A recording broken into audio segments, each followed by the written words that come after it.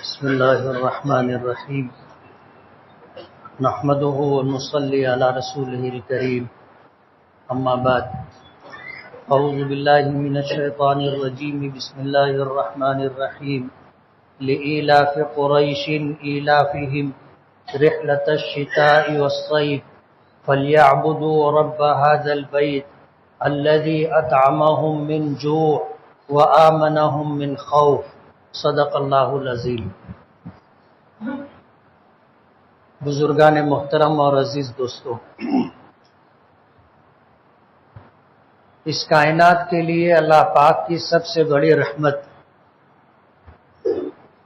نبی کریم صلی اللہ علیہ وسلم کی ذات بابرکات کی شکل میں عطا کی گئی۔ اللہ کے نبی صلی اللہ علیہ وسلم انبیاء کرام علیہم الصلاۃ والسلام کے زرین سلسلے کے آخری کڑی، نبوت و رسالت کا آغاز حضرت آدم علیہ نبینا علیہ الصلاۃ والسلام سے ہوا تھا۔ حضرت آدم علیہ الصلاۃ والسلام کو اللہ پاک نے مٹی سے بنایا تھا، اور مائی حوا کو حضرت آدم علیہ الصلاۃ والسلام کی بائیں پسلی سے اللہ پاک نے پیدا کی۔ حدیث پاک میں آتا ہے کہ مائی حوا کی پیدائش جس پس منظر میں ہوئی تھی، اس تعلق سے اللہ کے نبی صلی اللہ علیہ وسلم نے فرمایا کہ یہ مردوں کے لیے باعث تسکین ہے، انسیت کا ذریعہ ہے۔ آدم علیہ الصلاۃ والسلام جنت میں تھے، جنت سے بہتر جگہ کیا ہو سکتی، لیکن تنہا ہونے کی وجہ سے آدم علیہ الصلاۃ والسلام کو بھی جنت میں تنہائی کا احساس تھا۔ اللہ پاک کی منشا بھی تھی کہ یہ دنیا وجود میں آئے، انسانوں کی پیدائش کا سلسلہ شروع ہو۔ اللہ پاک نے حضرت آدم علیہ الصلاۃ والسلام کی بائیں پسلی، اور وہ بھی سب سے اوپر کی پسلی سے پیدا کیا، اور حضور نے اس بات کو بتلا کر کے، ذکر فرما کر کے یہ اشارہ دیا کہ عورت کی فطرت میں ٹیڑھا پن ہے، اسے ٹیڑھی پسلی سے پیدا کیا گیا ہے، اس کی فطرت میں ٹیڑھا پن ہے، اس کے ساتھ اسی ٹیڑھے پن کے ساتھ گزارا کرو۔ اللہ پاک نے اس کو تسکین کا ذریعہ بنایا ہے، اور مرد کے لیے اس رشتے میں اللہ پاک نے سب سے زیادہ سکون رکھا ہے۔ اس کائنات میں اللہ نے دو چیز میں سکون رکھا ہے، ایک تو اپنی یاد میں کہ آدمی اللہ کا ذکر کرے تو گھبراہٹ ہو، پریشانی ہو، ڈپریشن ہو، ماحول کی خرابی کی وجہ سے آدمی پریشان ہو، اللہ کا ذکر کرے گا، یہ ساری چیزیں اللہ پاک دور کر دیں گے۔ قرآن کریم میں اللہ پاک نے فرمایا الا بذکر اللہ تطمئن القلوب، کہ اے لوگوں سن لو، اللہ کے ذکر سے ہی دلوں کو اطمینان نصیب ہوتا ہے۔ الا سن لو تطمئن القلوب، اللہ کے ذکر سے دلوں کو اطمینان ہوتا ہے۔ ہم لوگوں کو بھی اپنا ایک معمول بنانا چاہیے اللہ کے ذکر کا، اور اس سے ہم لوگ غافل ہیں، عوام تو عوام، خواص بھی غافل ہے۔ اللہ نے ہمیں 24 گھنٹے کا وقت دیا ہے، آپ اگر غور کرو گے تو اللہ کے ذکر میں ہمارا تھوڑا سا وقت بھی نہیں گزرتا، تھوڑا بہت وقت تو لغویات میں، کسی کی غیبت میں، جھوٹ بولنے میں، چغلی کرنے میں، تیری میری میں گزر جاتا ہے۔ لیکن ایک بڑا وقت ایسا ہے کہ ہم چپ رہتے، خاموش رہتے، اور یہ وقت یوں ہی بیکار گزر گیا۔ حدیث پاک میں آتا ہے کہ جنتیوں کو جنت میں جانے کے بعد سب سے زیادہ جس چیز کا احساس ہوگا وہ اس دنیا میں ان اوقات پر جو اللہ کے ذکر کے بغیر گزر گئے۔ حالانکہ جنت میں چلے گئے، اللہ پاک کی سب سے بڑی نعمت اور راحت کی سب سے بڑی جگہ، وہاں جانے کے بعد بھی جنتیوں کو احساس ہوگا کہ دنیا میں جن اوقات میں ہم خاموش رہے کاش اللہ کا ذکر کر لیتے، چلتے پھرتے اٹھتے بیٹھتے اللہ کا ذکر کرنا چاہیے۔ ہم میں سے کتنے لوگ ہیں جو کسی اللہ والے سے بیعت ہے؟ ہاتھ اٹھانا۔ کوئی؟ یہ اللہ کے ذکر کا ایک بڑا ذریعہ یہ بھی ہوتا ہے کہ آدمی اپنے پیر و مرشد کے دیے ہوئے اسباق پر عمل کرتا ہے کہ بھائی 3 تسبیح صبح پڑھ لیں، 3 تسبیح شام پڑھ لیں۔ تو جو لوگ کسی اللہ والے سے بیعت ہوتے ہیں کہیں نہ کہیں وہ لوگ ان 3 تسبیحات کا یا جو اور اسباق ان کو مل جاتے ہیں اس کا اہتمام کر لیتے۔ لیکن جو لوگ کسی اللہ والے سے بیعت نہیں ہے ان لوگوں کے اوقات اکثر اللہ کے ذکر کے بغیر گزرتے۔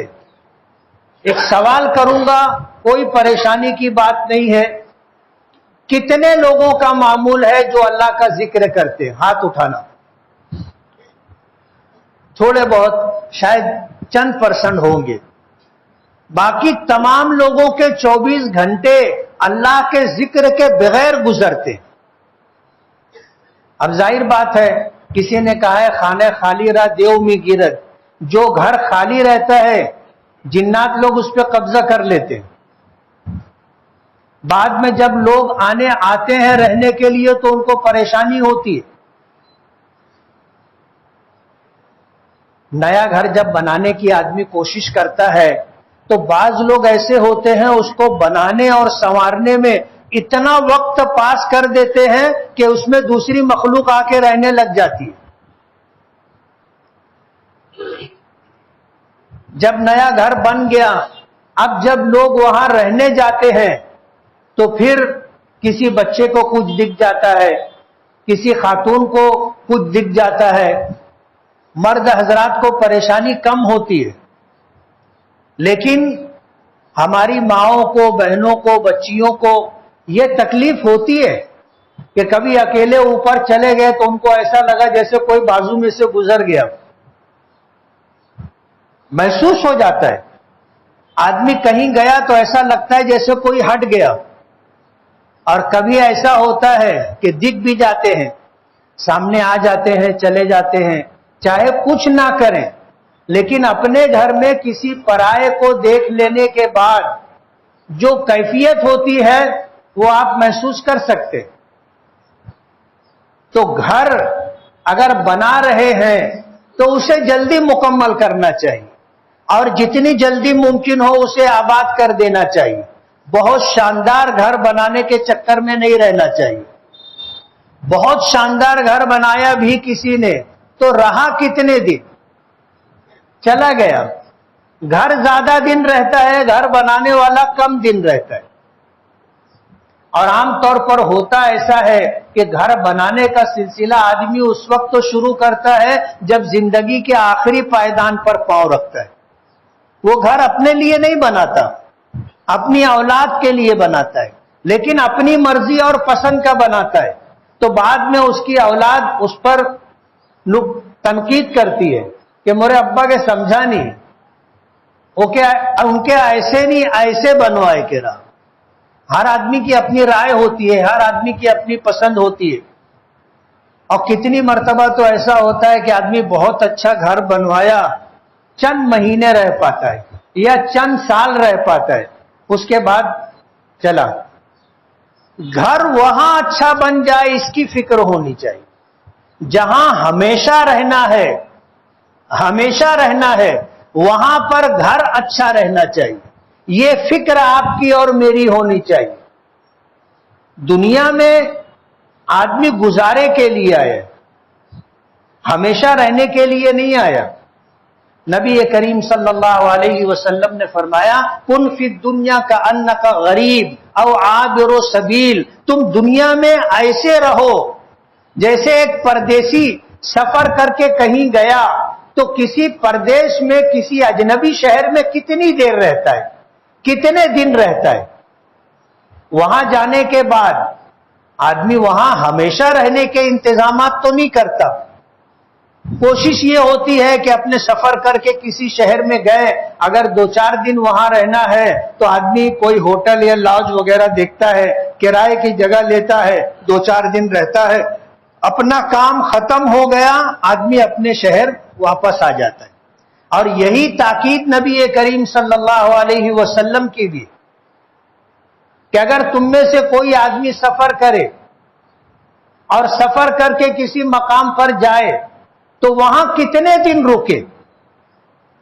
فرمایا کہ تم میں سے جو آدمی سفر کر کے کسی مقام پر جائے تو وہاں جب جانے کے بعد سفر کا مقصد پورا ہو جائے، جس کام کے لیے گیا تھا وہ کام ہو جائے تو اسے جلد از جلد اپنے اہل و عیال کی طرف واپس آ جانا چاہیے۔ اب اجنبی اور پردیس شہر میں جا کر پڑے نہیں رہنا چاہیے۔ یہ حضور کی تاکید ہے۔ حج جیسے مبارک سفر میں اگر حضور کے حج کو آپ دیکھو گے تو آپ کو یہ دکھے گا کہ آپ 24 ذی القعدہ کو مدینے سے نکلے اور 10 دن کا سفر کر کے 4 ذی الحجہ کو مکہ مکرمہ پہنچے۔ مکہ مکرمہ پہنچ کر کے 5، 6، 7 یہ 3 دن حج سے پہلے آپ رہے اور اس کے بعد آپ حج کے لیے نکلے اور حج میں آپ 6 دن گزارے۔ ذی الحجہ کی 13 تاریخ کو مینا سے واپس آئے۔ واپس آنے کے بعد جہاں آپ نے مکے میں اپنا سامان رکھا تھا 13 تاریخ کی رات میں ہی وہاں سے سامان اٹھایا اور آ کر کے آپ نے طواف وداع فرمایا اور مدینہ واپس نکل گئے۔ حضرت عائشہ صدیقہ رضی اللہ تعالی عنہا کہنے لگی کہ اللہ کے رسول، لوگ آئے انہوں نے 2 عبادت کی، کہ آئے تو انہوں نے عمرہ کیا اور پھر حج کا وقت آیا تو حج کیا، اب اپنے گھر واپس جا رہے ہیں، تو انہوں نے 2 عبادتیں کی، ایک تو حج انہوں آتے ہی عمرہ کیا اور اس کے بعد حج کیا۔ میرا مسئلہ ایسا تھا کہ میں جب عمرے کا احرام باندھ کر مکہ پہنچی تو مجھے ایام آ گئے، ناپاکی کے دن آ گئے، پیریڈ آ گیا، اس کی وجہ سے میں عمرہ نہیں کر سکی، تو میری ایک ہی عبادت ہوئی۔ تو حضور نے حضرت عائشہ رضی اللہ تعالی عنہا کے بھائی حضرت عبد الرحمن ابن ابی بکر کو اس بات کا حکم دیا کہ اپنی بہن عائشہ کو تم لے کر مسجد آپ وہاں تنعیم جاؤ، مسجد عائشہ جاؤ اور وہاں جا کر کے عمرے کا احرام بندھواؤ اور اس کے بعد لا کر کے تم عمرہ کرواؤ اور عمرہ مکمل ہو جائے، طواف وداع ہو جائے تو ہم سے آ کر فلاں مقام پر ملاقات کرو۔ حضور نے سفر واپسی کا شروع کر دیا۔ حضرت عائشہ رضی اللہ تعالی عنہا کے انتظار میں مکے سے باہر مدینے کے راستے میں جا کر کے ایک مقام پر آپ رک گئے۔ مکے میں رکنا اور مکے کے باہر رکنے میں جو فرق ہے آپ سمجھ سکتے ہو، لیکن اللہ کے رسول صلی اللہ علیہ وسلم نے سفر کا مقصد پورا ہو گیا، ایک دن بھی آپ مکہ مکرمہ میں نہیں رکے۔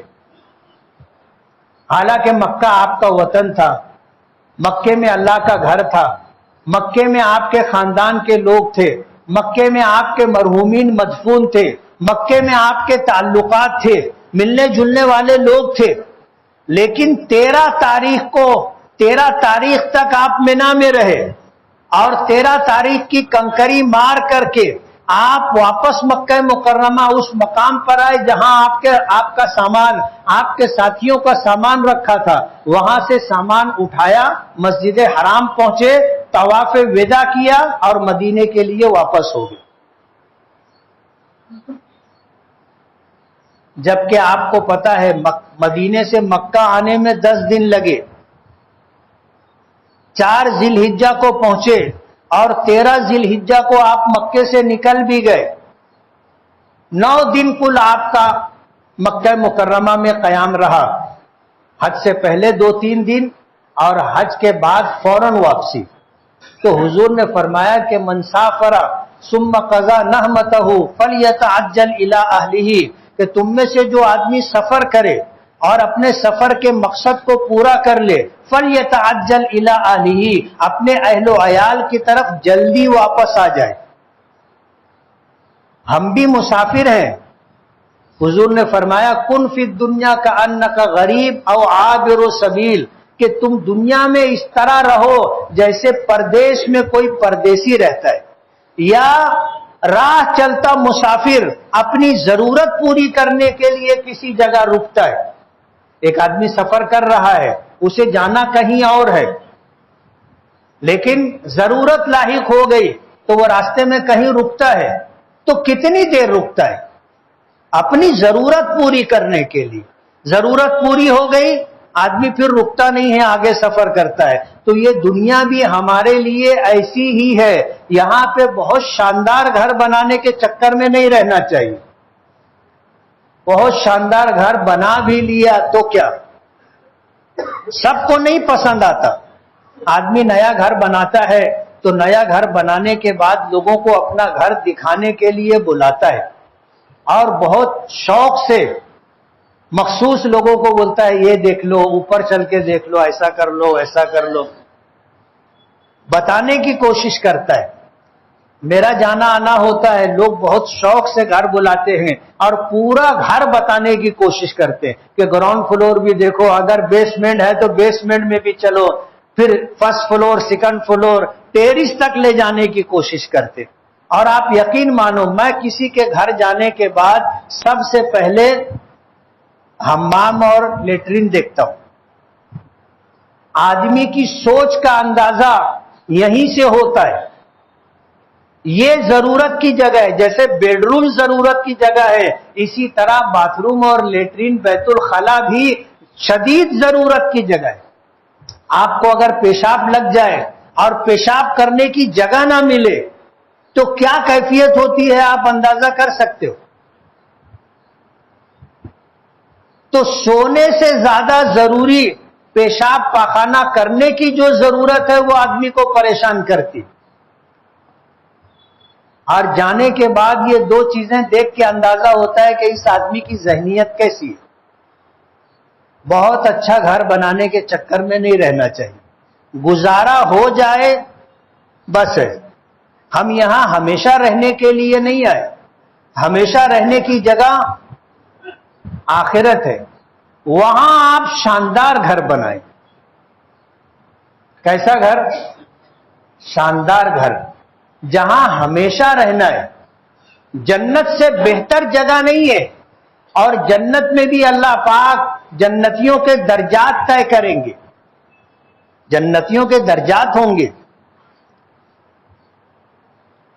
کچھ ایسے لوگ ہوں گے جو اول وہلے میں جنت میں چلے جائیں گے. میدان محشر میں پہنچیں گے، اللہ پاک کا فیصلہ ہوگا کہاں ہے وہ لوگ جن کو اللہ بغیر حساب و کتاب جنت میں بھیجے گا. حدیث پاک میں آتا ہے ایک فرشتہ اعلان کرے گا این الحمادون، کہاں ہیں ہر حال میں اللہ کی حمد، اللہ کی تعریف کرنے والے لوگ. ایک جماعت کھڑی ہوگی اور اللہ کا حکم ہوگا بغیر حساب و کتاب جنت میں جائے گی. ہر حال میں اللہ کی تعریف کرنے والے، ہر حال میں اللہ کا شکر ادا کرنے والے ایک جماعت ہوگی، کھڑی ہوگی، جنت میں جائے گی. اور کچھ لوگ ایسے ہوں گے جو حساب و کتاب کی پریشانی جھیلنے کے بعد جنت میں جائیں گے.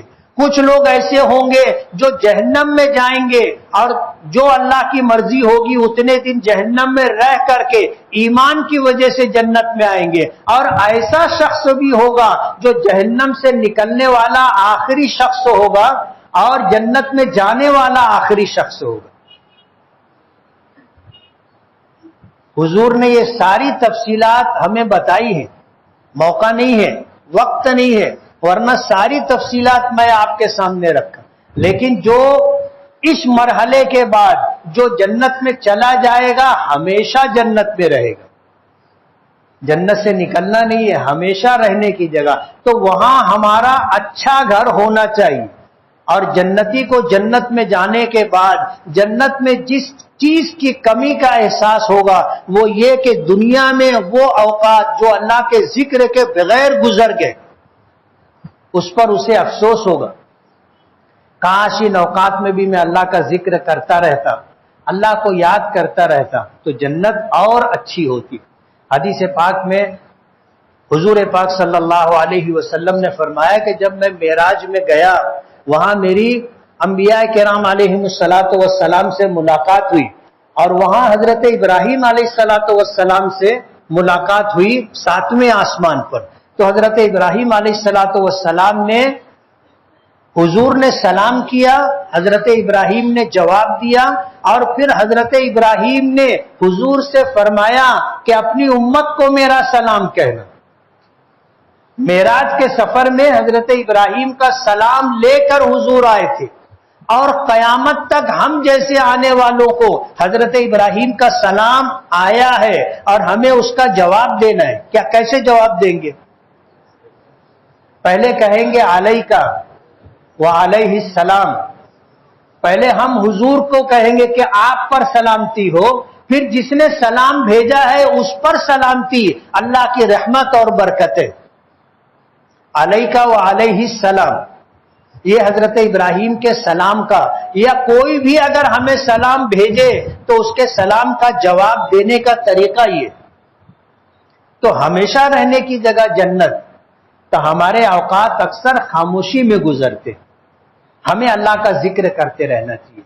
حضور نے فرمایا کہ حضرت ابراہیم جنت میں جانے کے بعد اس بات کا احساس ہوا اور حضرت ابراہیم نے یہ پیغام دیا کہ اپنی امت کو میرا سلام کہنا اور یہ پیغام دینا کہ ایک مرتبہ سبحان اللہ کہنا جنت میں ایک درخت لگاتا ہے, ایک مرتبہ الحمدللہ کہنا جنت میں ایک درخت لگاتا ہے, ایک مرتبہ اللہ اکبر کہنا جنت میں ایک درخت لگاتا ہے, اور ایک مرتبہ لا الہ الا اللہ کہنا جنت میں ایک درخت لگاتا ہے. اور فرمایا, حضور نے فرمایا کہ جنت کے خزانوں میں سے ایک خزانہ ہے لا حول ولا قوت الا باللہ. جنت کے خزانوں میں سے ایک خزانہ ہے لا حول ولا قوت الا باللہ. یہ دنیا میں رہتے ہوئے اپنے اوقات اللہ کے ذکر کے ساتھ گزرے. مجھے جو بات عرض کرنی تھی وہ کچھ اور تھی, بات میں سے بات نکلی, ہم لوگ یہاں تک آ گئے. تو اصل چیز یہ ہے کہ آدمی اپنی حقیقت پر غور کرے کہ میں کیا ہوں, میں کہاں ہوں, مجھے کتنے دن یہاں رہنا ہے. روزانہ لوگ جاتے رہتے ہیں, اپنے یہاں تو پکارا ہوتا ہے, باقاعدہ اعلان ہوتا ہے کہ فلاں صاحب گزر گئے, ہم روزانہ سنتے ہیں. ایک وقت آئے گا ہمارے متعلق بھی اعلان ہوگا کہ فلاں صاحب گزر گئے, اور جو چلا جاتا ہے لوگ اس کو بھول جاتے, جو چلا جاتا ہے لوگ اس کو بھول جاتے, کوئی کسی کو یاد نہیں رکھتا, اپنے ماں باپ کو نہیں یاد رکھتا, اپنے بیوی بچوں کو نہیں یاد رکھتا, تو دوسروں کو آدمی کہاں یاد رکھے گا؟ آدمی اپنے آپ میں ہی پریشان رہتا ہے. اس لیے یہ جانے کی جگہ ہے, رہنے کی جگہ نہیں ہے. اس دنیا میں آنے کے بعد ہماری سب سے بڑی ضرورت بھوک کے وقت ہمیں کھانا مل جائے, ضرورت کے وقت ہماری ضرورت پوری ہو جائے, اور خوف سے اللہ پاک ہمیں امن عطا کر دے. یہ ہماری ضرورت. مکے والوں پر اللہ پاک نے اپنا احسان جتلایا. اہل قریش کو یہ بتایا کہ ہم تمہیں روزی دیتے, سال میں تم 2 سفر کرتے ہو, رحلۃ الشتاء والصیف, سردی کے موسم میں ایک سفر حبشہ کا کرتے ہو, گرمی کے موسم میں ایک سفر ملک شام کا کرتے ہو. یہ 2 سفر تم کرتے ہو, ان 2 سفروں کے ذریعے سے ہم تمہیں سال بھر کی روزی دیتے. رحلۃ الشتاء والصیف, 2 سفر میں ہم تم کو سال بھر کی روزی دیتے. اس لیے تم اس گھر کے پروردگار کی عبادت کرو. فَلْيَعْبُدُوا رَبَّ هَذَا الْبَيْتِ, بیت اللہ کے پروردگار کی تم عبادت کرو. یہ مکے والے اور قریش کو اللہ پاک نے حکم دیا. فَلْيَعْبُدُوا رَبَّ هَذَا الْبَيْتِ, اس کے بعد اپنا احسان جتلایا. الَّذِي أَطْعَمَهُم مِّن جُوعٍ, اس گھر کے پروردگار نے, تم بھوکے تھے تو تم کو کھانا کھلایا. اطعمہم من جوع, تمہیں کھانا کھلایا کب؟ جب تم بھوکے تھے.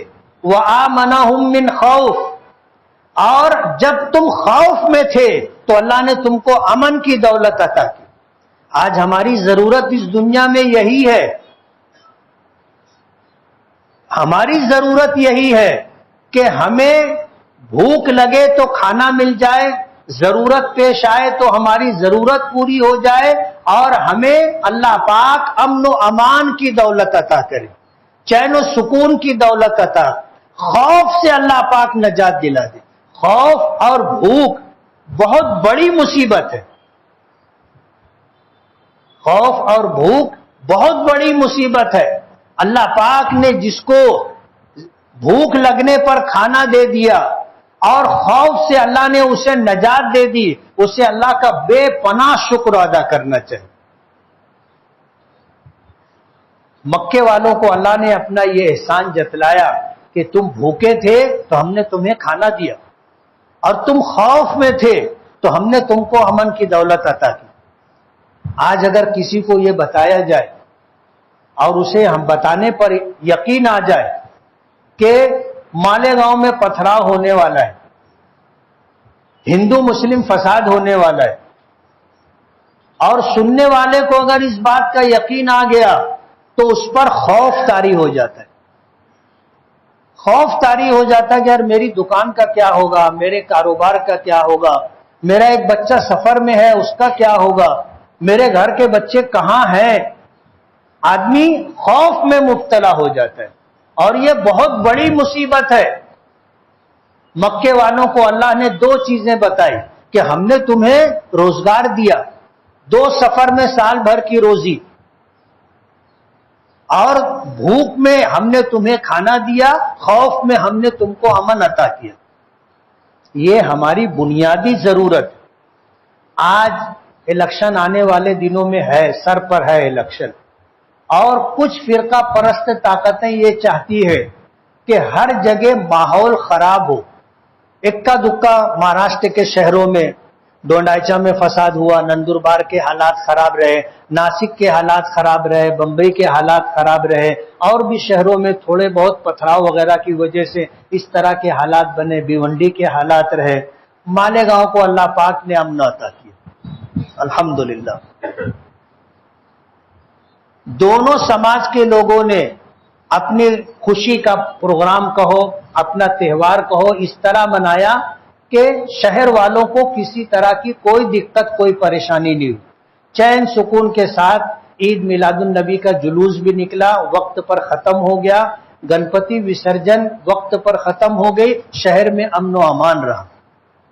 یہ چیز باقی رکھنا ہماری ضرورت ہے۔ اگر شہر میں کوئی چاہے کہ ہم لوگ کوئی آندولن اس طرح کا کریں جس سے شہر کا امن و امان متاثر ہو، تو کبھی اس کی بات پر دھیان مت دینا، اپنے خود بھی مت جانا، اپنے بچوں کو بھی روکنا۔ یہ ہماری سب سے بڑی ضرورت ہے۔ شہر میں رہنے والوں کو روزگار ملے، وقت پر ان کا کام ہوتا رہے، ان کے گھر والوں کی ضرورت پوری ہو، اور سماج میں رہنے والے ہر شخص کو امن و امان اور چین و سکون ملے، خوف سے اسے نجات ملے۔ یہ ہماری سب سے بڑی ضرورت ہے۔ 2 چیزوں میں اللہ نے اطمینان اور سکون رکھا ہے، اللہ نے اپنی یاد میں، اور دوسری بیوی کے ساتھ رہنے میں اللہ نے جو سکون رکھا ہے وہ آپ کو کسی کے ساتھ نہیں ملے گا۔ اور ہماری آج سب سے بڑی ضرورت 2 ہے، ہماری ہر ضرورت وقت پر پوری ہو جائے، ہمیں وقت پر ہمارے گھر والوں کو وقت پر کھانا مل جائے، اور ہماری جان مال عزت و آبرو محفوظ رہے، ہم امن و امان اور چین و سکون کے ساتھ رہے۔ یہ ہماری ضرورت ہے، اور اس بات کا ہمیں ہمیشہ خیال رہنا چاہیے۔ یہ کوئی معمولی نعمت نہیں ہے، اللہ کی بہت بڑی نعمت ہے۔ اللہ نے احسان کے طور پر جتلایا کہ اطعمہم من جوع وآمنہم من خوف، کہ بھوک میں ہم نے انہیں کھانا کھلایا، اور خوف کے زمانے میں ہم نے انہیں امن و امان اور چین و سکون عطا کیا۔ وآخر دعوانا الحمدللہ رب العالمین۔